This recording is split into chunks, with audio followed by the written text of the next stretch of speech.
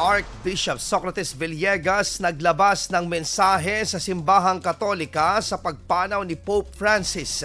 Para sa detalye kasama natin, Idol Matthew Pacheco. 104.7 IFM Report. Nagpaabot ng mensahe si Archdiocese of Lingayen Dagupan Archbishop Socrates Villegas sa pagpanaw ni Pope Francis noong isang araw. Aniya, ang Santo Papa ay nag-iwan ng mensaheng tumatak ukol sa pagmamahal, pagkakaisa, paghihilo maging sa pangangalaga sa kapaligiran. Binigyan niya tayo ng mabuting halimbawa, binigyan na tayo ng pagbabasbas at pagtuturo. Tinuruan niya tayo magmahal, tinuruan niya tayo magkaisa, tinuruan niya tayo ng daan sa paghihilom, tinuruan niya tayo ng mga laga sa ating kapaligiran.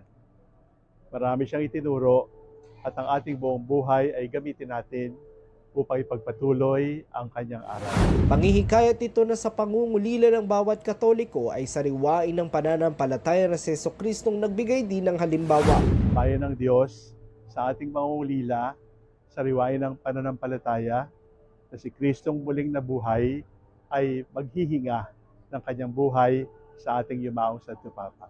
Kakaiba kong ituring ang ika-266 na Santo Papa na nagsilbing leader ng simbahang Katolika sa loob ng 12 taon. Samantala, nakatakdang mag-alay ng misa ang Archdiocese of Lingayen Dagupan mamayang alas 3 ng hapon sa Metropolitan Cathedral of St. John the Evangelist sa lungsod ng Dagupan, kung saan hinihikayat naman ang publiko na makiisa sa panalangin at paggunita sa buhay at misyon ng Santo Papa na nagsilbing ilaw ng pananampalataya sa buong mundo. Kasama mo mula rito sa IFM Dagupan, ito si Idol Matthew Pacheco. Tatak IFM. IFM News. IFM News. IFM News.